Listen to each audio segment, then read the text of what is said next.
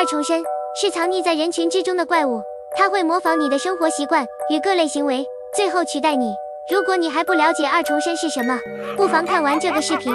看完这段话之后，不妨留意一下你的四周，看看是否有二重身潜藏在身边。Hello， 各位好，我是游戏鬼 K， 今天我们继续来玩关于司门氏的一些传闻。今天我们来玩它的第6个故事——二重身。二重身，听这个名字的话，应该跟伟人是有一定关系的吧？不然为什么叫二重身呢？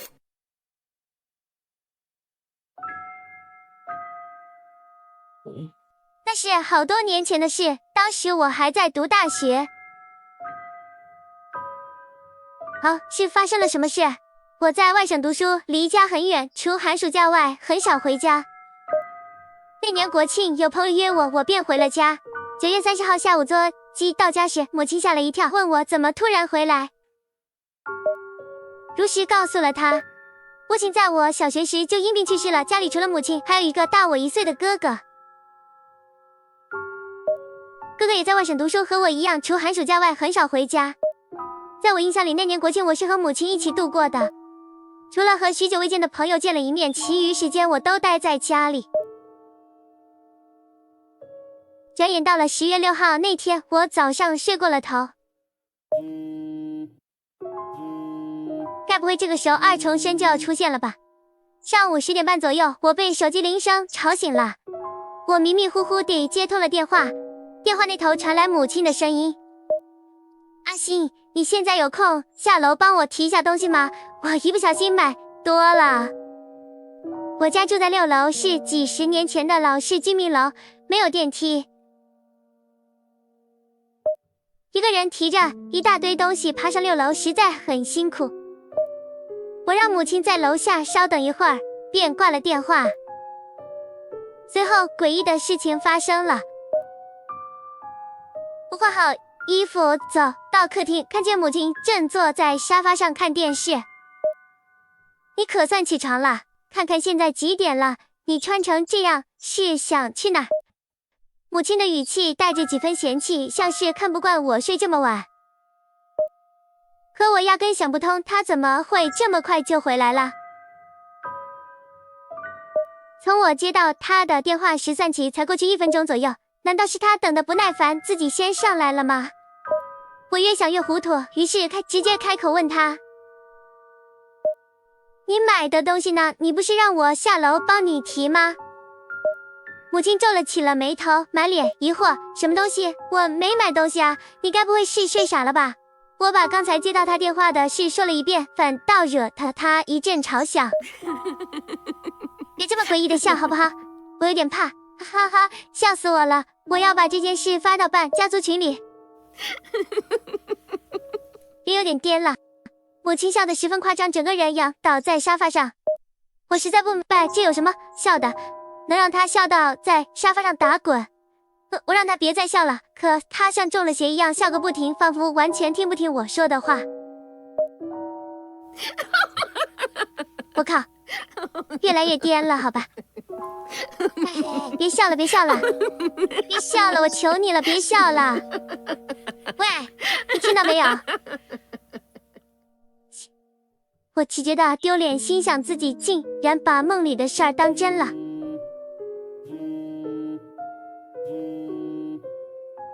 就在这时，我的手机又响了，来电显示正是母亲的号码。我看了眼沙发上依旧狂笑不止的母亲，实在搞不懂她在想什么，捉弄我就这么有意思吗？喂，有什么事？你好烦啊！我故意当着她的面大声说道：“你搞什么？你怎么还不下来？要让我等多久啊？”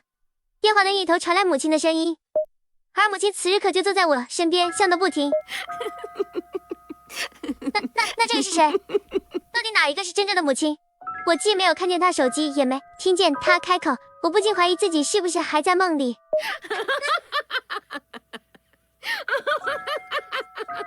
别笑了，可别笑了，别笑了，好不好？别笑了，我求你别笑了。我越笑了越颠了，真是越笑越颠了。我救了吧！母亲笑容越来越诡异，我从未见过她这样笑过，她的样子看得我毛骨悚然。到底像不下来啊？电话的另一头再次传来母亲催促的声音：“好，我马上下来。我几乎反条件反射地答道。我是不是在做梦？那一刻，我只想快点离开客厅。我一路小跑着下楼，直到我走出家门的那一刻，坐在沙发上的母亲仍旧狂笑不止。果然，我确信了自己是在做梦。当我下到1楼时，母亲正提着一堆东西在等我。你总算下来了，我都等了你快10分钟了。她一边说一边把东西塞到我手上，说都是和朋友旅游时买下的。国庆这几天，她跟朋友去了外地。她的话我左耳进右耳出，根本没听进去几句。等我和母亲把东西提上楼，家里空无一人，我已经彻底也弄不明白究竟发生了什么。我心里反正是个梦，因此也没多问。随着母亲的恐怖笑声渐渐在我心中远去，我的心情才慢慢平复。隔天我便回了学校，之后日复一日地生活，直到毕业工作。然而这个梦始终没有醒来的迹象。按照母亲的说法，那年的国庆她和朋友一起去了外省，出了完整的旅行记录，机票、酒店订单、商场发票、水族馆门票，这些证据呢都能证明那年国庆她确实在外地，也就是说那段时间真正在家的只有我一个人。我曾把这段奇异的经历讲述给许多人听，他们大多都给出了相同的结论。那几日的经历其实是我做了一个特别长的梦，梦里我与母亲在家中度过了6天的时间，而这个梦的终点正是母亲回来的时候。我也觉得这个说法听上去还算合理，可这么多年过去了，有个问题我始终想不通。我平时很少回家，那年国庆也没提前跟她说我要回来。那么母亲回家的时候为什么会给我打电话呢？酒店的房间里，暗黄色的床头灯下，5个年轻人围坐在一起。阿良望着打乱的纸牌发愣，实在想不通事情怎么会变成这样。今天是大学社团团建的最后一天，再过7个小时大家就要乘动车返程了。阿良看了眼手机，现在确实该睡觉了，可其他4人显然没有散场的意思。2小时前，社团里关系要好的几位朋友聚在阿良的房间，为了打发时间便打起了牌。玩法闲聊间，东忽然想起一件事，随口问道：话说我晚饭后去便利店买东西的时候碰到阿良了，你是去买什么吗？我都说了我要去便利店，你需要什么直接跟我说就行，用不着特意跑一趟。还没等阿良开口，南就抢先插了话：这不可能吧，阿良今晚根本没离开过酒店，我们一直待在房间里。南和阿良同住一间房，他很确定阿良没有外出过，肯定是你看错了，要不就是遇到和阿良长得很像的人。那挠了挠头，看上去有些不好意思，被你这么一说我都没了底气，也许真是我看错了吧。不过那个人不但背影很像阿良，连衣服款式看上去都差不多。阿良低头看了自己的衣服，一件正反两面印着相同动漫角色的红色 T 恤。阿良是个宅男，这件衣服还是在国外旅游时买的，很难想象这么巧碰到同款。你确定是和我穿一样的衣服？这可是魔法少女库洛蜜的限量款啊！你这么问的话，我不敢100%确定，但至少颜色是红色，而且两面都印了图案。这时一直安静听着的西突然开口，语气里带几分兴奋：不，说不定你没有看错，在便利店出现的搞不好是阿良的2重身。在西方传说里，2重身指的是和活人长得一模一样的灵体突然出现在现实世界，是一种超自然现象。有一种说法是只有2重身的本人能看见他，但也有人说朋友和家人也能看见。这么2重身的出现是死亡的预兆，会给本人带来不幸和灾难。阿兰听完西的话后脸色苍白：我们不继续打牌了吗？不玩的话我想先睡了。不过也不用太担心，不管怎么说都只是传说而已。其实2重身这种现象在心理学上也有解释，心理学家认为这是一种自窥现象，属于幻觉的一种。这么说来，我好像已听过类似的故事，我也是听说过这类灵异故事，还挺常见的吧。东看类因收集时间提议道：既然时间还早，不如别打牌了，我们来分享各自听过的恐怖故事吧。就这么分享恐怖故事了？不打牌了？这么可以啊，正好我也玩腻了。我同意，听起来挺有意思，很有团建那味儿。东南西3人不约而同地看向阿良，还有一直沉默的北啊。东南西北，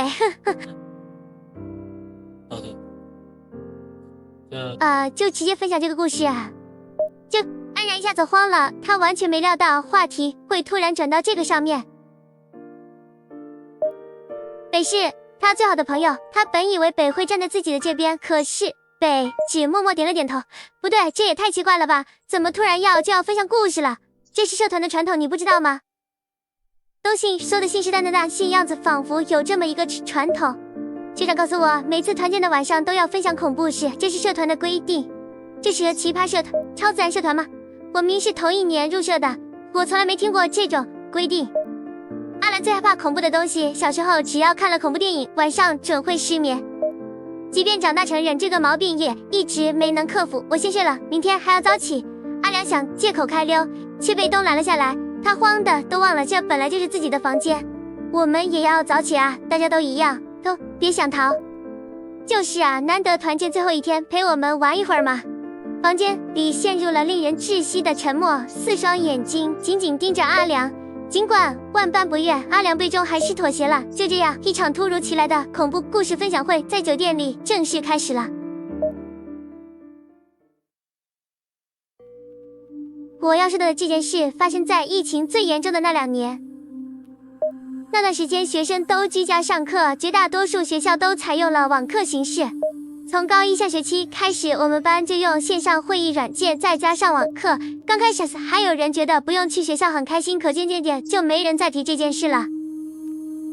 大家很快发现，长期上网课的日子远比想象中痛苦。网课非但没有减轻学习压力，反而比在学校上课更累。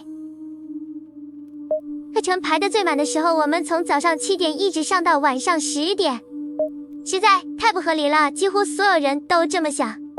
可就算向学校反映，情况也丝毫没有改善。竟能每天承受着巨大的压力坚持下去，长时间上网课本就让人身心俱疲，要是再遇上爱中堂的老师，就更让人烦躁了。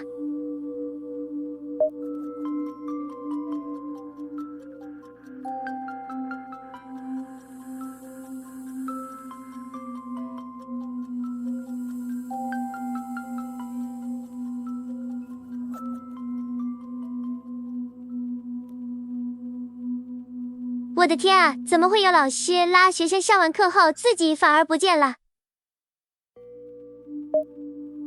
啊，这是发生什么吗？服了，为什么每次都是这个老东西？哎，我宁愿多上2节别的课耶，不想上他的课。不出所料，群里又开始有人抱怨了。个群算上我一共14个人，全是同班同学。他到底要搞多久啊？这都已经超过15分钟了吧？是不是肚子疼去拉屎了啊？就算是拉屎也太久了点吧。我突然想到，他该不会要把这些时间全部算在我们头上吧？哈哈，这下又有理由拖堂哥。我现在开始收集证据，早晚有一天要写匿名信举报他。教化学的马老师在学生里口碑极差，他总爱拖堂，说话口齿不清，还经常无缘无故对学生骂发火。高1上学期，班里有个女生把作业忘在家里，为了按时交业，她临时抄了一份，结果被马老师发现了。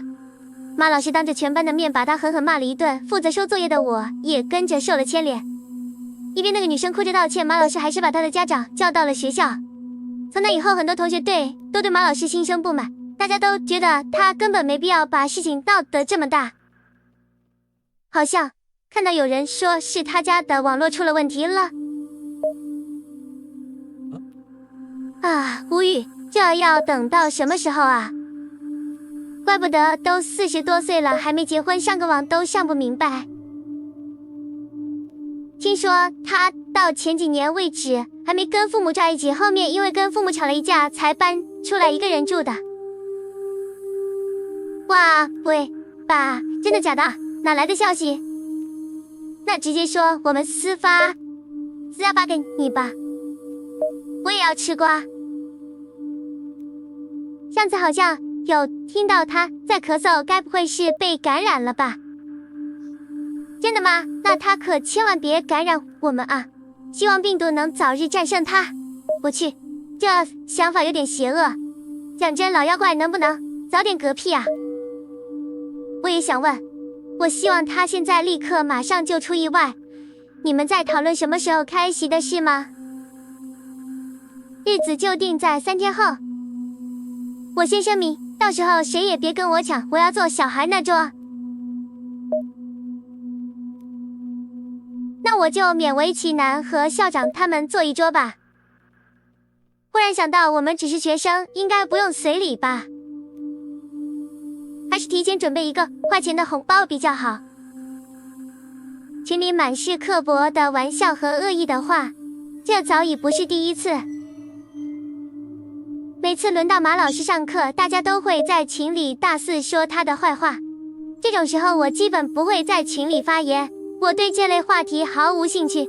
我虽然也不喜欢马老师，但无论如何都觉得他们的玩笑太过火了。半个小时过去，始终没人能联系上他。就在所有人都以为他不会来的时候，系统提示马老师进入了会议房间。大家翻开化学课本，到了第30页。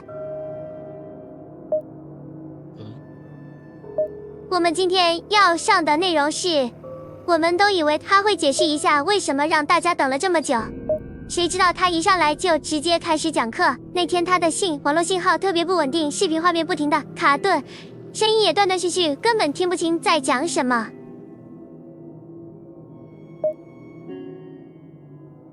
而且我总觉得哪里不对劲。靠，他到底在说什么？完全听不懂啊！不出所料，群里再次炸开了锅。啊，是我的错觉吗？怎么感觉他今天心情很不错啊？对，感觉他今天特别开心，一直在笑着。他到底在笑什么？好恶心。没错，我也觉得很奇怪。他平时总是一副苦大仇深的样子，我们从来没见过他笑着上课。或许是很少见他笑的缘故，我总觉得他的笑容格外僵硬，很不自然。他今天这么开心，能让我们早点下课吗？你在做梦吧？如果他心情好的话，会多给我们上10分钟的。救命，不要啊！他的脸色看起来是不是有些怪怪的？估计是美颜开过头了吧，滤镜开错了吧，脸色都发青了，看起来像死人一样。话说他是不是还没发现自己的网络有问题啊？感觉是，我服了，太好笑了吧。那就都别提醒他，继续看他出丑吧，好吧，那就都别说。20分钟过去，早就过了下课时间，马老师却丝毫没有下课的意思。因为完全听不懂他在讲什么，大家只能装作认真听课。如果我们把二氧化砷加入水中，二氧化砷是什么鬼东西？我怎么没听说过这种化学物质？是什么气体还是什么固体？他到底在说什么鬼呀？我比我无啊！我笑吐了。看着群里这些毫无意义的闲聊，我忍不住深叹了口气。这是发生什么吗？说实话，我的耐心早就到了极限，实在看不下去了。就在我准备打开麦克风提醒马老师网络有问题时，一只手突然从身后搭在了我的肩膀上。这谁的手？这是马老师。别出事，我也不知道他是谁。我去，他到底是谁？等我醒来，发现自己躺在床上，家人说我晕倒后昏睡了整整1天。后来我得知2件无比诡异的事。第一件事，那天给我们上课的到底是谁？马老师 C 在他的住处被发现时已经死亡至少5天了，学校领导联系不上他，才派人去他住处查看。刚听到这个消息时，我根本无法接受，可心里又隐隐觉得好像早有预兆。马老师本就身体不好，有高血压和心脏病，还长期抽烟酗酒。听说他是咳嗽时被食物堵住气管窒息身亡的。不管怎么说，他绝对不可能出现在那天下午的网课直播里。直到最后也没人能解释那天到底发生了什么。网课直播里的那个人到底是谁？这个问题至今没有答案。班里的同学莫名达成了一种默契，从那以后再也没人愿意提起这件事。第二件事，那个群聊为什么会被解散？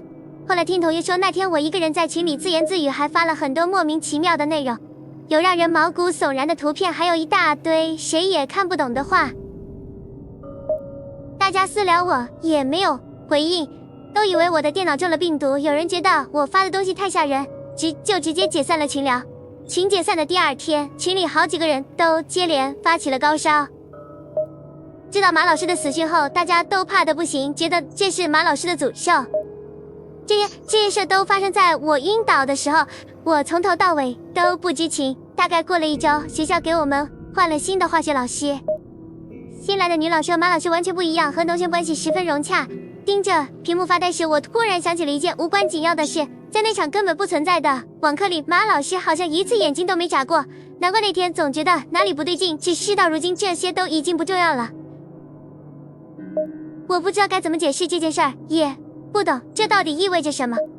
就像那天我在房间里看见马老师的幻影一样。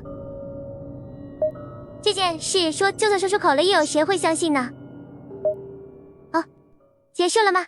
哦，忘记说了，这个故事是我从室友那听来的，真假我也说不清。阿良，不在乎故事是哪来的，只希望这一切最好都是假的。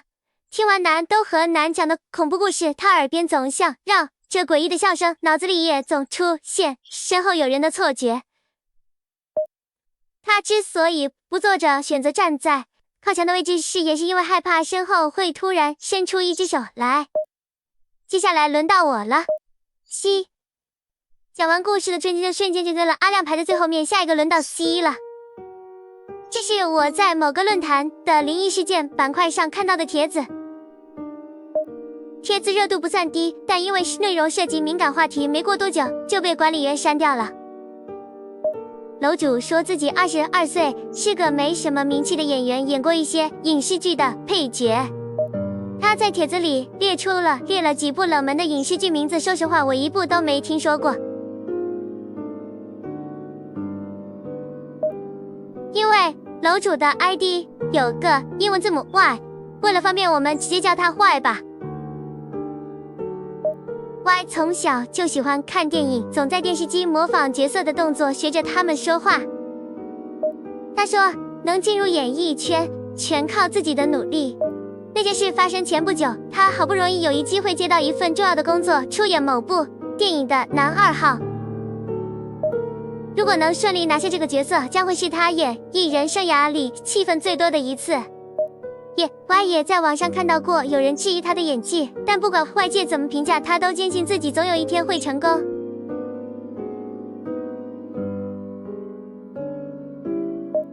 可人生往往没有什么道理可讲。电影试镜前3周，他忽然得了面瘫了。Y 在帖子里描述当时的情况。早上起来，他觉得舌头发麻，漱口时发现嘴角合不拢，右眼无法正常闭上，眼角垂下垂，连眉毛都抬不起来。那这怎么办？去医院检查后，医生推测可能是吹了冷风、熬夜或是压力过大导致的。面瘫的恢复速度因人而异，完全康复通常需要1个月甚至更久。电影试镜这段甚至后 Y 根本等不了这么久，带着面瘫的样子肯定过不了试镜，他必须在那之前彻底好起来。所以我们是打算住院，为了更好的接受治疗 Y 选择了住院。果然住院第1周，他试过激素、针灸、按摩等各种方法，甚至还用了往脸上涂淤血的偏方。即便遭遇这种倒霉事， Y 依然相信只要努力就会有收获。可1周过去，病情非但没有好转，反而越来越严重。医生告诉他这属于正常现象，癫痫发作后的第1周是急性期，恢复期一般从第2或第3周才开始。Y 很不解，问医生为什么不提前跟他说，就算从第2周开始恢复到完全康复也需要时间，他忍不住担心，真的来得及吗？前所未有的压力压得他喘不过气，他从未如此焦虑，意识到自己所有的努力可能都于事无补。医生也知道他的心急，叮嘱他每天对着镜子做表情训练，说这样或许能加快恢复。Y像抓住了救命稻草，从那天起每天都对着镜子练习表情。他重新燃起了康复的信心，毕竟这是他最长的事，只要坚持就会有回报。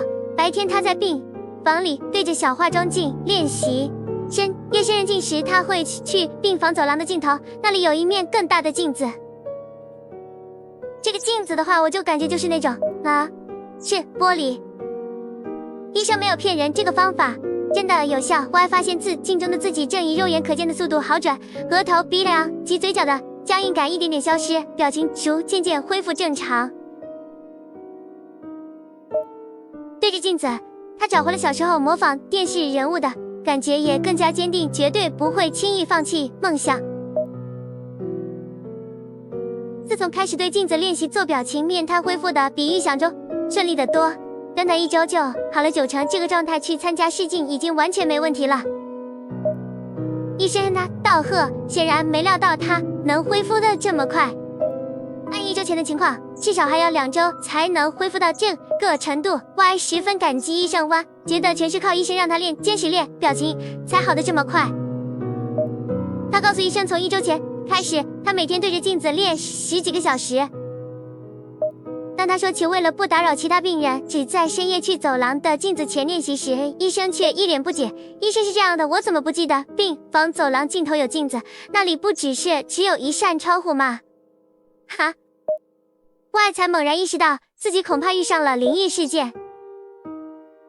病房走廊尽头根本没有镜子，那他看到的到底是什么呢？不至于分不清玻璃和镜子。直到这时他才想起那面镜子映着的自己与平日有着微妙的差异。简而言之，那面镜子映出的更不是镜像，难道是玻璃后面有一个跟他长得一模一样的人在模仿他吗？但 Y 住的病房可是在4楼啊，可这件事无论怎么想都太过荒唐。Y 说，从那以后他就很怕照镜子，总觉得镜中的人不是自己，而是一个陌生人。原帖到这里就结束了，是个很普通也不算吓人的灵异故事。在发布帖子几个写后，可能觉得结尾不太好， Y 又重新编辑了原文。他除了自己很害怕照镜子的那段容，改成下面这段话：那之后我顺利通过了电影试镜，工作变得越来越顺利。关于那面镜子的事我已经不在意了。Y 大概不知道论坛帖子编辑后是会保留历史记录，本来就不算恐怖的故事改完后变得更平淡了。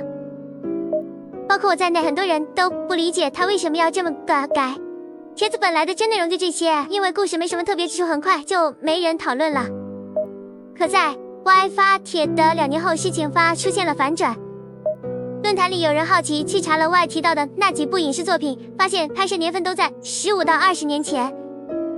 最早的一部电剧距离 Y 发帖时刚好过了20年。Y 在帖子上开头说自己22岁，这么算来，他拍这部剧时他才2岁。难道他在剧中里演了婴儿角色吗？事实并非如此。有人翻看了整部电视剧，整部剧中从未出现过婴儿。不少人觉得 Y 的经历全是编的，帖子里的内容全是虚构的设定。这个说法看上去合理，毕竟这本来就是发布在灵异板块的帖子。在我看来，这个板块里的帖子绝大部分都有虚构成分。即便如此， Y 的帖子还是有让人费解的地方。如果年龄和经历全是他编造的，他为什么要顺利的这么自相矛盾呢？ Y 的论坛 ID 是由一个小写的字母英文字母 Y 与一串数字组合成的。有人发现后面那串数字实际上是某个社交平台的账号。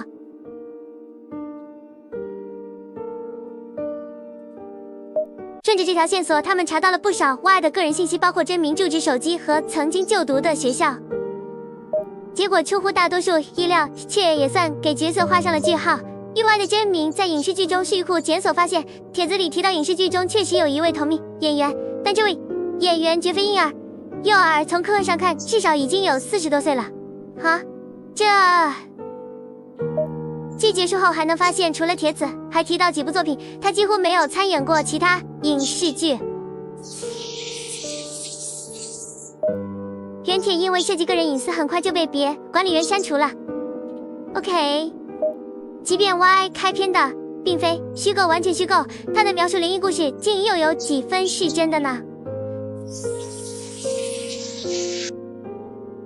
但那之后，关于 I 的谈论并没有停止，不少人陆续在论坛发表看法。正如 Y 在帖子里提到的，他曾是个没什么名气的演员。有人认为 Y 其实早就疯了，所以帖子的内容才会前后矛盾。也有人觉得他是经历了那次诡异事件后才变得精神失常的。但无论如何，他的精神状态异于常人，这一点毋庸置疑。帖子开头，他自称22岁，这种逃避现实、沉溺过去的行为，正是精神失常的表现。再结合他发帖后很快又修改内容的举动来看，他很可能至今仍在害怕镜子里的另一个自己。当然，这些都只是推测，真相究竟如何，除了 Y 本人，没人知道。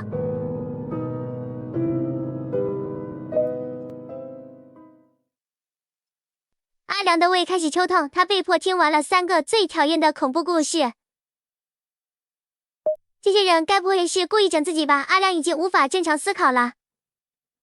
从刚才起，他就一直憋着强烈的尿意，不敢去厕所，因为他在厕所里钉子可能会印出鬼影，他就浑身发毛。阿良突想起一段糟糕的回忆，那是小学时偶然在电视上看了灵异节目后发生的事。那天晚上，阿良水喝多了，一个人睡又不敢去厕所，结果尿在了床上。2个人，接下来该轮到北了吧？我要说的故事稍微有些不同，这是我的亲身经历哦，这么神奇。事情发生在去年9月，我刚升入大学不久。那段时间，我总喜欢晚上下课后去校外的小吃街买东西吃。从学校侧门到小吃街有2条路，一条是沿着大马路的行人行道，路程稍远，但一路灯火通明；另一条要穿过学校附近城中村的小巷，距离更近。那面城中村已有多年前被划入了拆迁范围内，早就荒废。大概因为小巷夜里漆黑，让人感觉不安全，所以晚上基本没人走。我从小在乡下长大，胆子比较大，早就习惯了昏暗的环境。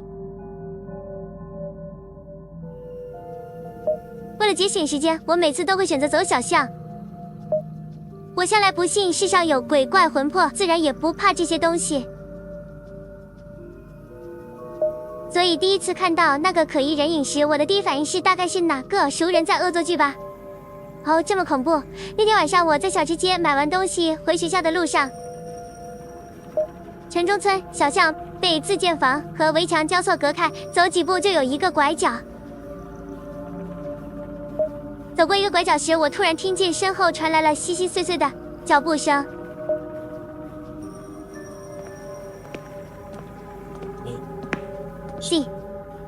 我从没在夜里的小巷遇到过其他人，不免有些好奇对方是谁。哦，当我回头时，身后却一个人也没有。我没放在心上，继续往前走。当我走到下一个拐角，同样脚步声再次响起。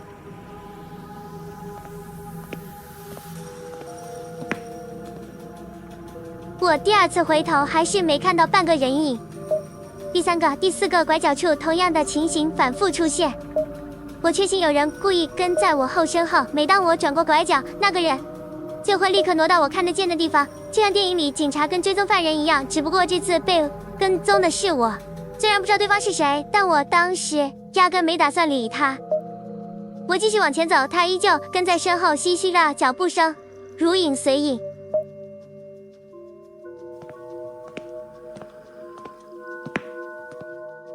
我没再回头，径直走出了小巷。走到学校侧门时，我忍不住回头看了一眼。小巷路口的阴影里，围墙边有人正偷偷看着我。因为距离太远，光线又暗，我完全看不清对方的脸。我心想，跟在我身后的一定就是这个人吧？怎么会有人这么无聊？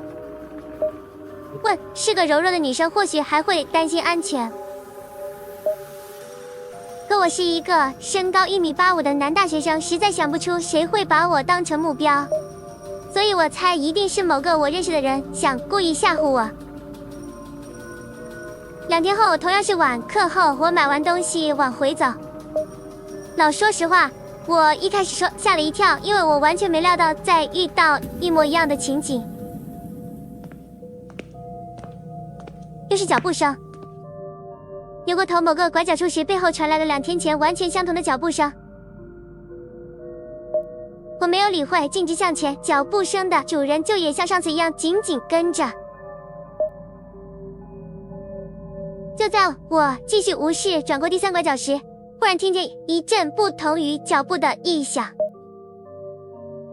接着我，等等我，快点，给我一下。背后传来微弱的出货声，夹杂着呼呼的呼唤，好像有人在叫我的名字。那一刻，我更加确定了自己的猜测，果然是认识的人。到底是谁这么无聊？我开始在脑海中筛选可能的人选。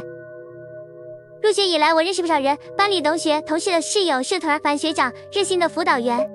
可细想，他们当中似乎没有人开这种没品位的玩笑。可读大学一下太远，难道这么巧遇到了之前的认识的人？我一边思索一边前行，在转过拐角处时，又传来了相同的声响。这一下，也许你那么快，我就在你后面，等等我，快点。果然不是错觉，对方确实在叫我。谁？我终于忍不住开口，可回应我的只有一片死寂。我叹了口气，继续往前走。阿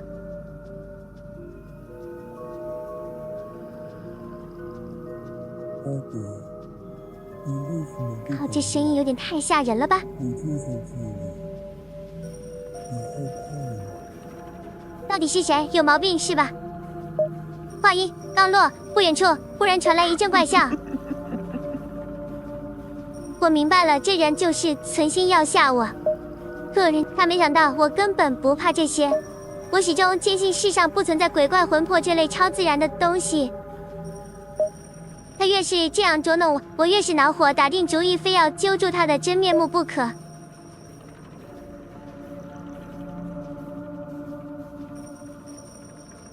跨过一个拐角后，我停下脚步。过一会儿，背后传来脚步声，我知道他跟上来了。完了，这我们会怎么办？我们会怎么样？我屏住呼吸，躲在墙后，算好时机，准备反吓他一跳。当我猛然跳出来吓一声时，他毫无反应，反倒是我自己愣住了。如果有第三者在场，这真的绝对是一个十分诡异的场面。我看到了另一个自己，果然这是二重身吗？相同的脸，相同的发型，完全一样的穿着打扮，就像一个巨大面的在一个小巷里映出了我的身影。但我很快过来，那更离谱，因为我绝对不可能不露这么诡异的表情。这到底是怎么回事？父母从来没告诉过我，难道我有个失散多年的双胞胎兄弟吗？还是说我遇到了和我相同基因的克隆人？比起超自然想，我更愿意相信科学的解释。无论如何，我必须拦住他，彻底问个明白。可我还没开口，他就转身逃跑了。他往城村深处跑去，我立刻追了上去。每到一个拐角，他都会停下张望，像是在找逃跑的路线。他跑得并不算特别快，可他的举动总给我一种刻意等我追上他的感觉。城中接我地形比我想象的复杂得多，没过多久我就完全迷失了方向。如果我当时放弃追赶，或许有一个不一样的结果吧。我追着他跑进一条死胡同，并把他逼到了绝路，可他那里等着我的就是某种根本不能称之为人的东西，以人类身体绝对。我做出了扭曲的动作，那是我第一次真正感到恐惧，甚至开始后悔自己为什么非要不信邪。我转身拼命逃跑，他反而追过来，我们的角色彻底互换。不，或许从一开始我就是被狩猎的那一方。脚步声、呼声、会笑声，还有这样和我一模一样的脸，全是硬让我追上去的陷阱。身后的声音越来越近，我拼尽全力奔跑，可来时的路我早已记不清了。说到这里，北突然沉默下来，低下了头。所有人屏住呼吸，等着他把故事讲完。然后呢？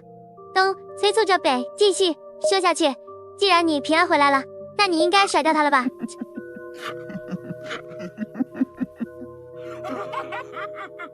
啊，你不会就是二重生吧？我去，有点诡异啊！喂，你别笑了，我靠，这笑容太小了吧？喂，别笑了，别笑了，真可惜啊，那家伙掉，那幸没跑，所以是没跑掉。回家的动车上，北向阿良道了歉。他没想到自己昨天开的玩笑剧会把阿良吓晕过去，不过这也正因为如此，阿良才逃过了分享恐怖故事的环节。能晕过去实在太好了，阿良也不由得这么想。我发现不对劲后，就拼命往外跑，费了好大功夫，总算甩开了他。从那以后，我再也不敢靠近那条小巷半步，就连小西街也很少去了。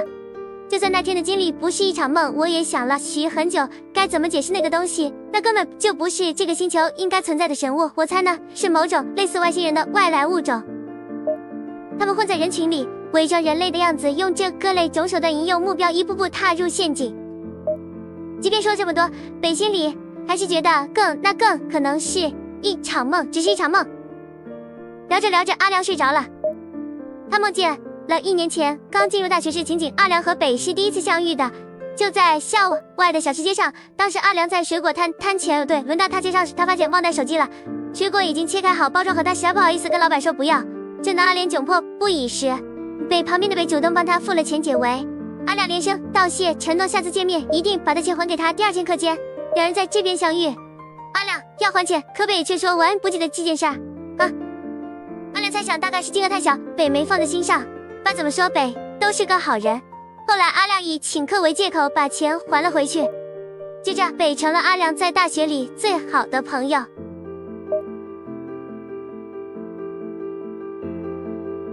阿良和社团的朋友在火车站分开时已经是下午5点半，因为阿良家离火车站不远，便打算先顺路回家再回学校。走进地铁站时，阿良眼前一亮，注意到前方有一个让他格外在意的身影。那人穿着和他一模一样的红色魔法少女布鲁咪限量款 T 恤。这部动画十分热门，网上很难碰到同号，更别说在现实里。阿良很好奇对方是怎样的，可地铁站里人潮拥挤，即便踮脚张望很难看清对方的长相。就在阿良犹豫要不要冲上搭话时，忽然想起北的电话，仔细一想，这让我遇到同号未免也太奇怪了。内心的恐惧瞬间压过了好奇心，要不打车回家吧。阿良就这么想着，转身走出了地铁站。游戏这个故事到这里就结束了。我去，这个故事好长啊，比我们之前的人面姐还要长。下一个故事是我的爷爷。